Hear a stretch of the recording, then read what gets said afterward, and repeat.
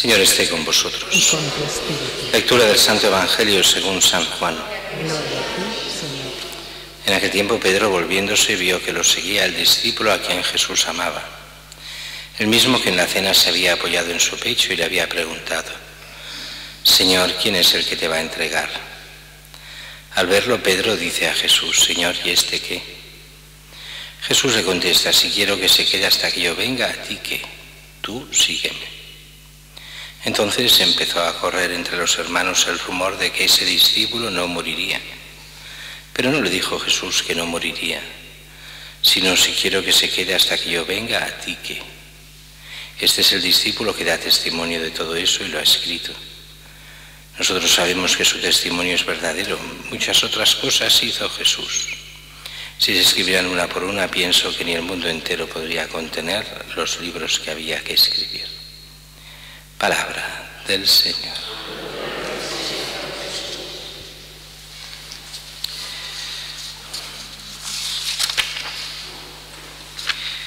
Mañana, con la fiesta de Pentecostés, acabamos este tiempo de Pascua y hoy acabamos este tiempo en las misas de cada día, este tiempo de Pascua, y lo hacemos con el final, en la primera lectura del libro de los Hechos de los Apóstoles y con el final del Evangelio según San Juan en el Evangelio. Y Hechos de los Apóstoles acaba de un modo un poco extraño. No llega a la muerte de Pedro ni Pablo, aunque falta poco, están a 1 o 2 años de la muerte de estos apóstoles, sino que acaba con el juicio que se hace en Roma a Pablo. Él había apelado al César, sabiendo, lo veíamos ayer, que lo querían matar en uno de los desplazamientos a Jerusalén, así que él apela al César para que no lo lleven a Jerusalén, y de allí se estará 2 años en la cárcel y otros 2 años en Roma esperando juicio. Y en estos 2 años en Roma está en libertad vigilada. ¿Qué quería decir en aquellos tiempos libertad vigilada? Pues eso lo podían hacer solo si pagabas el mantenimiento del soldado al cual te encadenaban. O sea, te dejaban libre, vivir donde quieras, pero tenías que pagar al esclavo y su manutención. Y entonces ibas cogido al esclavo y podías ir donde quisieras. Le alquilan un piso en Roma a Pablo, le pagan el soldado y entonces él empieza a predicar en este piso a todos los que fueran viniendo esos 2 años hasta que acabarán el juicio, que el juicio se declara, como era normal, un juicio nulo, no hay nada que juzgar, es un problema religioso y en eso no se mete, en ese momento no se mete el Estado. 2 años después vendrá la gran persecución de Nerón, donde sí que se meterán entonces. Los declararán ateos a los cristianos porque no creen en los dioses romanos y entonces vendrá la gran matanza, que duró casi unos 3 años, esa gran matanza, pero además la forma más brutal posible, incluso haciendo teas humanas para iluminar edificios, matando a la gente descuartizada por perros, lo que haga falta. Realmente fue brutal el ensañamiento convencido, el pueblo romano convencido por Nerón de que los cristianos eran la causa de todos los males. Bueno, en parte lo que se hizo también aquí en España en el siglo XIX, donde los religiosos eran la causa también de todos los males y por eso fueron suprimidos y todos sus bienes pues cogidos por el Estado y vendidos a los más ricos por 4 duros para que los ricos se hagan más ricos todavía. Y eso los gobiernos liberales de la época. Eso se va repitiendo de generación en generación. Ya veremos cuando nos vuelva a tocar dentro de poco. Mientras que el Evangelio de hoy es el final del Evangelio de Juan, decíamos. Y si habíamos visto justo lo que viene antes que eso, que es aquellas 3 preguntas de Jesús a Pedro: Pedro, ¿me amas más que estos? Pastorea mis ovejas, pastorea mis corderos. Lo veíamos ayer. Veíamos esta misión especialísima de Pedro, aquello que decía muchísimo antes Jesús: tú eres Pedro, sobre esta roca, que quiere decir Pedro, edificaré mi iglesia, y el poder del infierno nada podrá ante ella. Pues aquí es el momento en que da eso, las llaves. Lo que hagas en la tierra quedará hecho en la tierra, lo que deshagas, ligar y desligar. Sé el pastor de mis ovejas, pastorea mis ovejas, pastorea mis corderos 3 veces. ¿Me amas más que estos?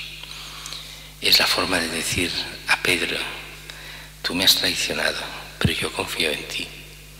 Yo sé que tú me amas, aunque tú no puedes decirlo del todo claro, porque sabes que me has traicionado, pero confío en ti y te hago la cabeza visible de la iglesia. Yo siempre seré la cabeza, Cristo es la cabeza de la iglesia, pero te hago a ti, Pedro, cabeza visible, para que la iglesia vaya adelante y para que afiances la fe de los cristianos de generación en generación, como diciéndole: tú y aquellos que te sucedan serán aquel que suceda al apóstol Pedro, será la cabeza visible de la iglesia. Hoy la tenemos en Francisco, el Papa, al cual hemos de tener ese profundo respeto y reverencia, no por su persona estrictamente, sino por todo lo que representa a Pedro, representa la unidad de la iglesia, representa a Cristo cabeza.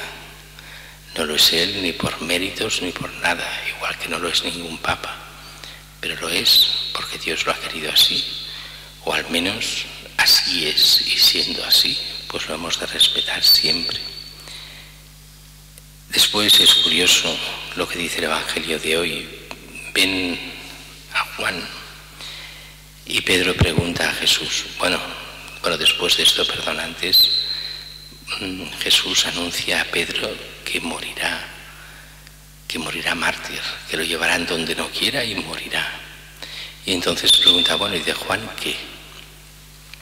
O sea, no lo dice con el nombre de Juan porque Juan jamás pone su nombre en su evangelio, sino que lo dice muy claramente.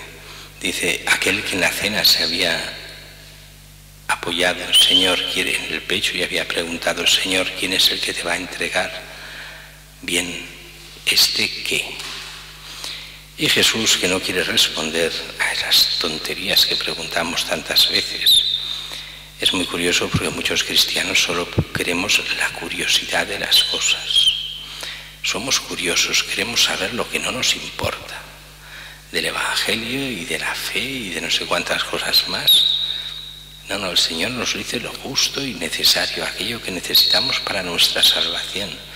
Pero cuando vamos en plan curiosidad, entonces nos corta, y es lo que hace aquí con Pedro. Entonces Jesús responde irónicamente: si quiero que se quede hasta que yo venga, ¿a ti qué? Tú sígueme. Como diciendo: pero ¿tú qué te has creído de preguntar estas cosas? Si yo quiero lo que yo quiera, a ti no te importa nada lo que voy a hacer con él. Lo único que a ti te debe importar es seguirme. Tú ven y sígueme, pero déjate de curiosidades malsanas. Por eso es el mismo Juan que nos lo explica aquí. Empezó a correr entre los hermanos el rumor de que este discípulo no moriría. Pero Jesús no dijo eso, ni muchísimo menos. Sino dijo simplemente: si quiero que se quede hasta que yo venga, ¿a ti qué?